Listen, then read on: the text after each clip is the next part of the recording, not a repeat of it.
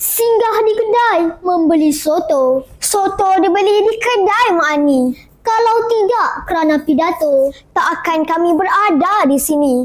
Assalamualaikum, salam sejahtera. Mukadimah bicara.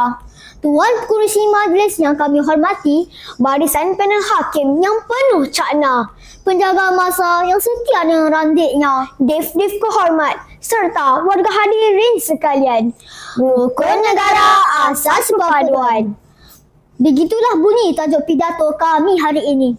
Saudara dan saudari, secara tuntasnya atau definisi seluruhnya, pidato yang akan kami dendangkan rukun negara adalah satu rangkaian prinsip-prinsip yang membentuk asas kepada keharmonian dan kestabilan negara Malaysia.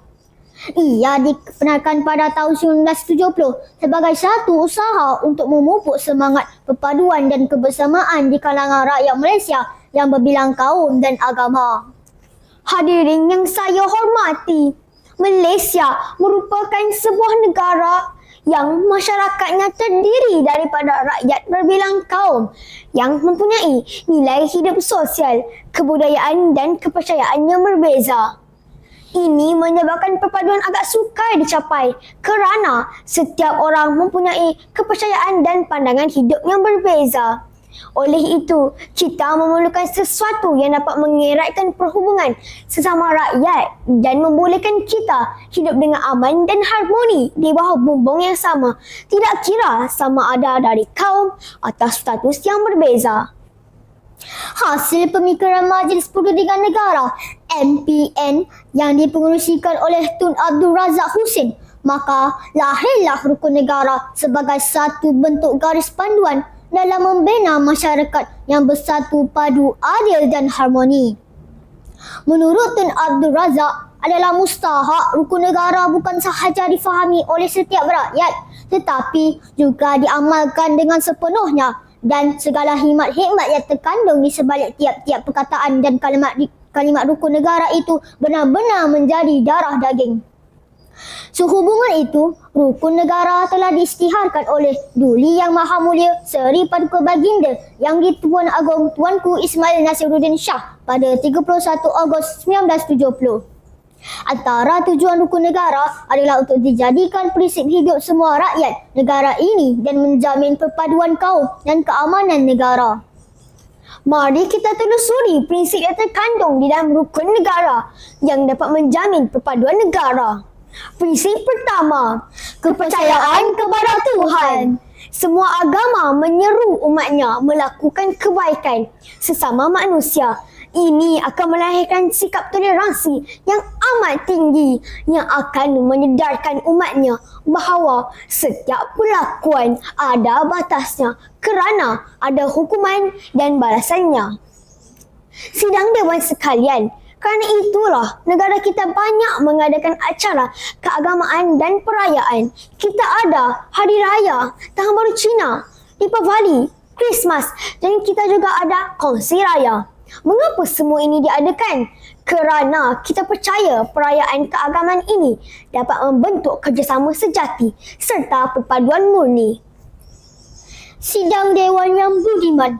Prinsip yang kedua di bawah naungan kata kesetiaan kepada raja dan negara.